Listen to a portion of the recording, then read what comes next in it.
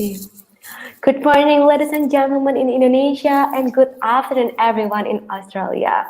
Welcome to the second day of mini conference by Indonesian students in Queensland, presented by Indonesian Student Association of QUT in collaboration with Kelas Bersama. The second day of conference will be held today on 18th of October 2020 in Australia and Indonesia. My name is Nabella and Prima. I will be the presenter today. So, before we begin today's conference, let's sing Indonesia National Anthem, Indonesia Raya.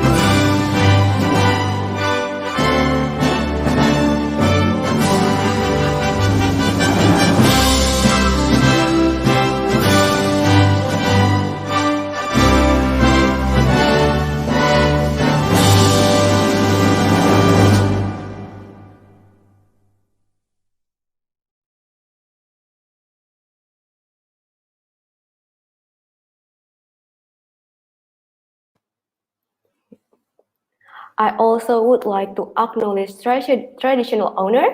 QUT acknowledges the Turrbal and Yugara as the First Nations owners of the lands where QUT now stands.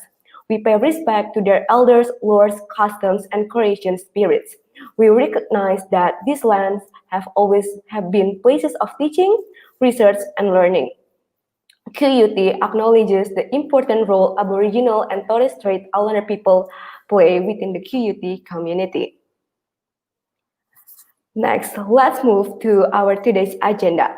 Our today's agenda will be the opening from the presenter, followed by speech from our honorable guest. And the next session will be 6 presentation from 6 our amazing speakers. So for the first speech will be from the Vice Head of Indonesian Student Association of QUT, Mr. Abdul Hakim Masyhur. Time is yours. Bismillahirrahmanirrahim. Assalamualaikum warahmatullahi wabarakatuh. May we be granted with peace and prosperity. Om Swastiastu, Namo Buddhaya, greetings of virtue. To the Honorable, the Consul General of Indonesia in New South Wales, Queensland, and South Australia, Mr. Heru Hartanto, Subolo. Good afternoon for everyone in Australia, and good morning for everyone in Indonesia as well. Thank you for those you have joined us today in the second day of ISAQ Mini Conference 2020. The first day of this mini conference was going really well yesterday. Our first 6 speakers from different knowledge background did share their research enthusiastically. It also was followed by the curiosity of the audience that leads them to asking some questions to the speakers during the Q&A session. As a moderator and audience in the first day, I could say that this mini conference is not only giving an important experience to the selected speakers to share and present their research in English, which is not our native language, so they got more confidence when visiting international conference. But also opens up on opportunities for networking between speakers and audience.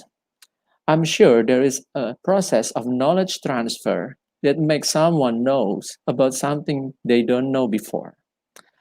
As it mentioned by Ibu Koni Sosialawati yesterday, Indonesian students from various level of educations, either PhD, masters, bachelor, or even diploma, should take an advantage by attending this kind of conference, either as a presenter or audience. I hope in the future, this kind of event will be held regularly, with more participation from Indonesian students with different level of education to share either their research, project, or even a masterpiece. So finally, I would like to say thank you for the hard work of the collaboration team from Indonesian Student Associations of QT, Kelas Bersama, Perpustakaan Dikbud, and also big thank you for our sponsors and media partner, Interest Education, Sendok Garpu Brisbane, Sendok Garpu Jakarta, and Anak Brisbane. And last but not least, thank you to Konsulat Jenderal Indonesia di Sydney and Kedutaan Besar Republik Indonesia Canberra that has supported this event really well. So that's all for me. Thank you, and I hope all of you enjoy the second day of ISAQ mini conference by Indonesian students in Queensland with the same or more enthusiasm from the first day. Waalaikumsalam warahmatullahi wabarakatuh. Om Santi Santi Santi Om. Namo Buddhaya. Greetings of virtue. Thank you very much. Thank you so much, Mr. Abdul Hakim, for the warm opening speech. The next speech will be delivered from the Consul General of Indonesia in New South Wales, Queensland, and South Australia, Mr. Heru Hartanto Subolo. Assalamualaikum warahmatullahi wabarakatuh. Salam sejahtera bagi kita semuanya. Om Swastiastu, Namo Buddhaya, Salam Kebajikan. Good afternoon, everyone. At the outset, allow me to welcome all participants to this online mini conference. I'm aware that today is the second day of the conference, and I'm hoping that all of you had a good discussion yesterday and ready for insightful presentation today. I would like also to congratulate the Indonesian Student Association of Queensland University of Technology, Perpustakaan Dikbud, Universitas Indonesia, as well as Kelas Bersama for organizing this mini conference. This conference is indeed important and timely to remind all of us, particularly the younger generation, about the pledges of Indonesian youth 92 years ago.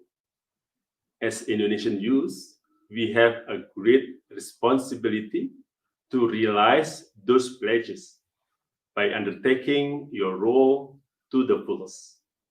Roles such as being a student, lecturer, practitioner, decision-making, and many, many more, which aim for the success and prosperity of our country and its people, as envisioned by our founding fathers. I'm of the view that education and research are very important drivers for the advancement of a country. In light of this, allow me to highlight 4 pertinent points. First, it is important to create a good system which generate more opportunities for people to access higher education. According to the OECD, up to 2017, only 1% Indonesian population attend master degree, and below 0.01% have attained doctoral degree. In addressing this issue, the Indonesian government has opened more opportunities for people to access the postgraduate program by allocating more funds for scholarship, including Indonesian Endowment Fund for Education, or LPDP. Since then, we have already had many masters and doctors successfully graduate, and there are more and more in the making. However, it does not mean that our job stops here. And this comes to my second point. We must change our mindset to be more productive in conducting research and development. We have to ensure that our master's and doctoral degree can positively impact the country and the people, compared to other countries in ASEAN, such as Singapore, Malaysia, and Thailand. A lack of research publication is one of the challenges we currently face. Therefore, on this occasion, I encourage you, my friend, to increase your self-belief and motivation to research your area of expertise. Good research could become an important element in the decision-making process. Yet, this is not enough. It comes to my third point. We need to collaborate. This conference is an important avenue for us to share knowledge, best practices, and experience on many issues. It gives us more perspective in dealing with the problem and find more comprehensive solution. We can use this conference as an opportunity to enhance our network and to connect the dots. And having those 3 points, finally, we can make a real contribution to our country. 2 days ago, during a meeting with the Indonesian Minister for Foreign Affairs, Ibu Retno Marsudi, and the Minister for State-Owned Enterprise, Bapak Erick Thohir, and Indonesian diaspora in London underscore the significance of science diplomacy, in which research and innovation of Indonesian scientists abroad, including for the vaccine of the COVID-19, can bring good impact for the people. I believe the idea of science diplomacy could become an inspiration for us here in Australia, also to do something similar.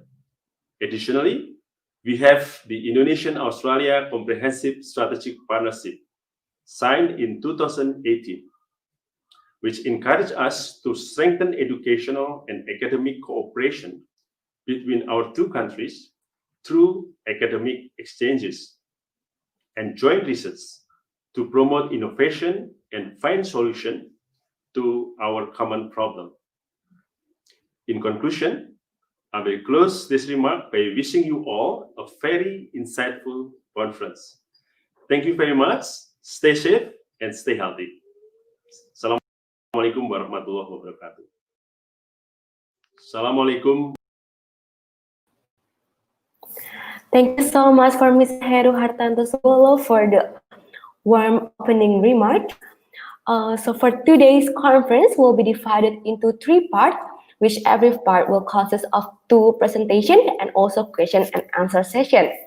So for the first presentation will be delivered by Mrs. Verika Indarwati and will be led by the moderator, Mrs. Yanuar Primanda. For all the speakers and moderator, time and place are yours.